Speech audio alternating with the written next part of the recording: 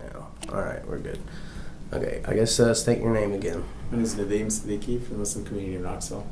All right, and your reaction to the marathon bombing? Well, I mean, it's a horrific event. You know, all these events that take place are horrific events, and there's no way to really, get your head around them properly. A lot of tragedy for the victims, for the families that were affected by that, and at the same time, it's part of this long list of events that have gone on. In the country, whether you have 9/11, you have this tragic Fort Hood, you also have Oklahoma City, the IRS building, you have the stuff you had in Norway, so it's just a bunch of violence.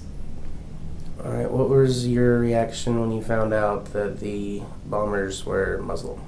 I personally don't categorize them that way. I understand they think they are, but anyone who absorbs violence in that way has got some mental health issues. So I don't put them in the category of practicing Muslims, people who come to the mosque regularly, who sit for classes, who learn their faith. I think these are people who are isolated from society and frustrated and have all sorts of mental health issues. And you see this with cases irrespective of religion.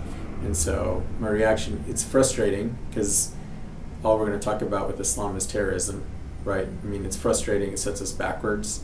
And at the same time, we got to figure out where do we go from here? Where do we go from here as the Muslim community? Where do we go from here as the American community to eventually, hopefully, deal with this? Now, obviously, a lot of people outside of the Muslim community have sort of just looked at the bad things that have happened, What would you have to tell someone that takes that position about Islam itself? Well, in all fairness, before we jump to that, happy, joy moment, you have to start with the reality that you do have 9/11. You do have the Boston, these guys profess Islam. You have Fort Hood. And so we can't skip over that. At some degree, the Muslim, this constant thing that has to be resolved, like from within the community and from without the community. And we have to say, what's causing this? Is it really a religious issue? Is this about religion?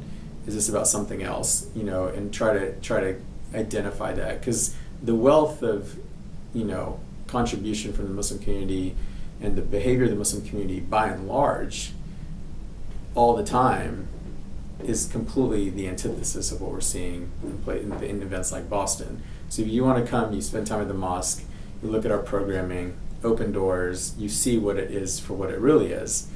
When you see this event, it defines us. That those guys have defined Islam.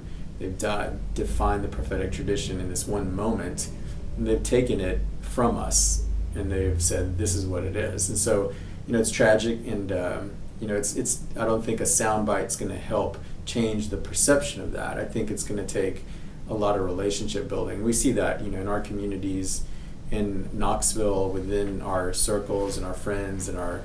You see this general understanding that this is obviously not representative of Islam. Clearly it is not. Clearly it is not. We know what Muslims are like.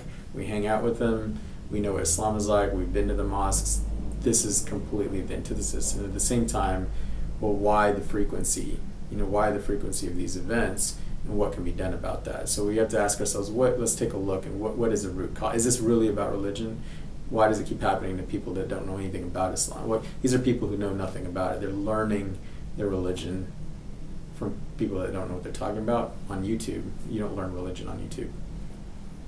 All right, well, I think that'll be enough. I appreciate you meeting with me today. Sure.